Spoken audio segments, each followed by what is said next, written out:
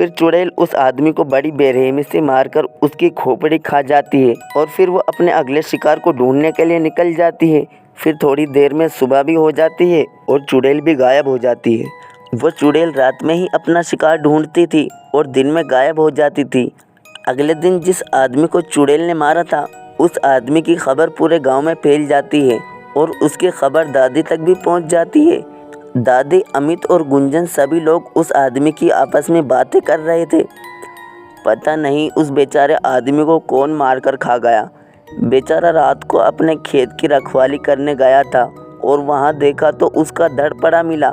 किसी ने उसकी खोपड़ी खा रखी थी। माँ, मुझे तो लगता है कोई जानवर खा गया होगा।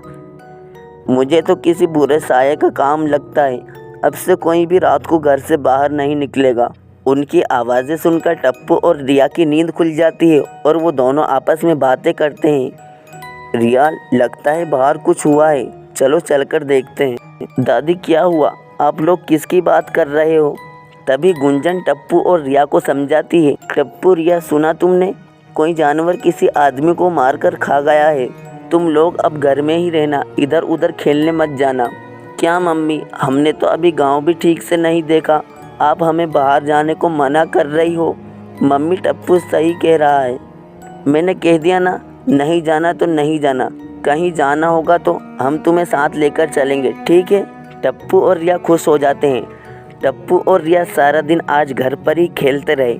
उन्हें खेलते खेलते शाम हो जाती है। तभी दादी आकर उनसे कहती है, बच्चों तैयार हो जाओ, आज पड़ोस में बच्चे का नामकरण है। उन्होंने हम सबको खाने पर बुलाया है। आज तो बड़ा मज़ा आएगा टप्पू। फिर सभी लोग पड़ोस में खाने पर चले जाते हैं। उन लोगों को पड़ोस में बहुत देर हो जाती है तो दादी उन लोगों को अपने घर चलने के लिए कहती है।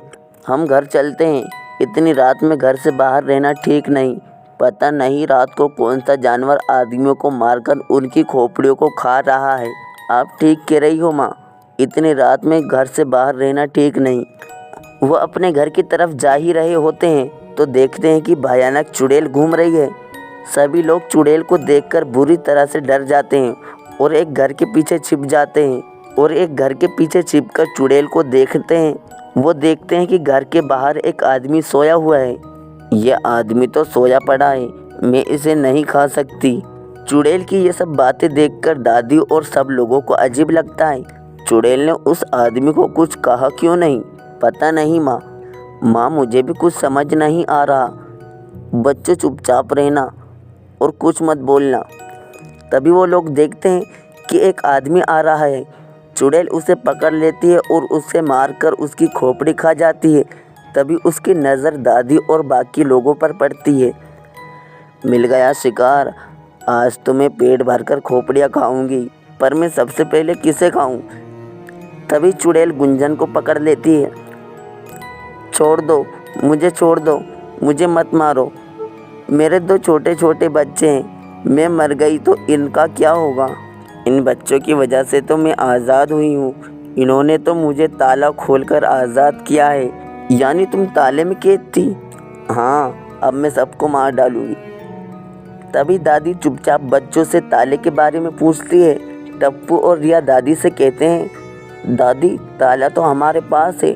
दादी धीरे से बोलती है, मैं इस चुड़ैल का ध्यान भटकाती हूँ।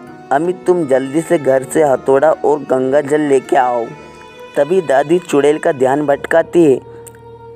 इसे छोड़ दो और मुझे खा लो, तुझे तो मैं बाद में खाऊंगी। दादी चुड़ैल का ध्यान भटका रही थी। इतने में अमित हथौड़ा लेकर आ जाता है और हथौड़े से ताला तोड़ने लगता है। अरे तुम ये क्या कर रहे हो? तुमने मुझे धोखा दिया है। मैं तुम लोगों को छोड़ूंगी नहीं। इस ताले को मत तोड़ो, मैं मर जाऊंगी। अमित, जल्दी से गंगा जल ताले पर छिड़को। अमित ताले को तोड़कर उस पर गंगा जल छिड़क देता है और चुड़ैल जलकर खाक हो जाती है। फिर सभी लोग खुशी खुशी घर चले आते हैं।